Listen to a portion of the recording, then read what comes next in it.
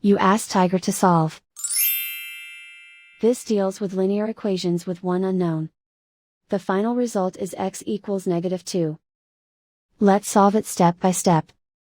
Simplify the expression. Combine like terms. Simplify the arithmetic.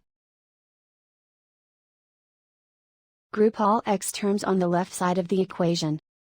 Add 6x to both sides. Group like terms. Simplify the arithmetic. Group like terms. Simplify the arithmetic. Group all constants on the right side of the equation. Subtract 1 from both sides. Simplify the arithmetic.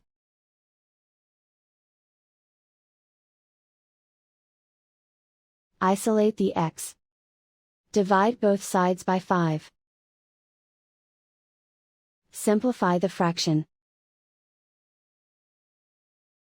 Find the greatest common factor of the numerator and denominator. Factor out and cancel the greatest common factor. And so the final result is x equals -2.